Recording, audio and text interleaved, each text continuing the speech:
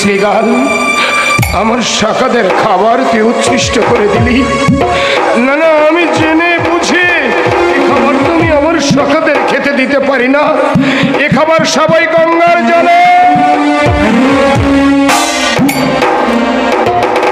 না না, মা যশোদা আমার বলেছিল কখনো কোনো দিন যেন আমি অন্ন নষ্ট না করি। আমি যদি মায়ের কথা ধরি তাহলে এ খাবার ফেলেও দেওয়া যাবে না, আমার শাখাদের খেতে দিতে পারবো না। তাহলে কি করি?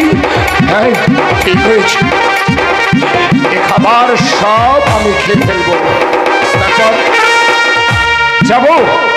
যাবো আমি বনমাঝে তোর পার গতিতে ছুটে যাবো, গিয়ে আমি আমার শাখাদের জন্য ফল পেড়ে আনবো। তবু জেনে বুঝে কিছুতেই এই শেয়ালের উচ্ছিষ্ট আমি আমার শাখাদের খেতে দেবো না।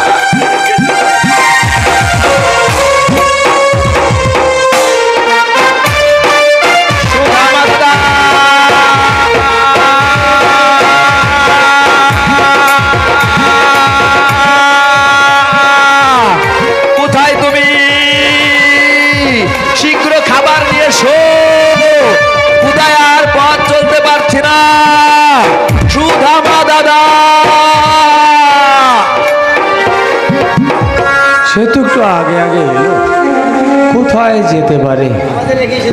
আমাদের রেখে সে তো কোথাও যায় না দাদা। তবে আজ গেল কোথায় কি জানি চাই, আজ ওর মনে কিভাবে সৃষ্টি হয়েছে ওই জানে। তুই একটু জোরে জোরে ডাক না ভাই, আমি ওখানটায় বসি, তুই ডাক। সুধামা দাদা,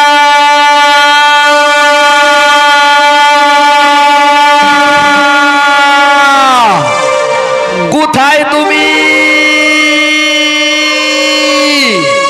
শীঘ্র খাবার নিয়ে এসো। এই তো আমি এসে বলছি। কোথায় গিয়েছিলে? এই ফলগুলো পড়তে। কেন এই ভর দুপুরে ফল পাড়তে গেছিলে কেন? বলি, তোমার কি এতই ক্ষুধা?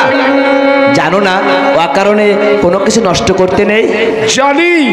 জানোই যদি তাহলে ফল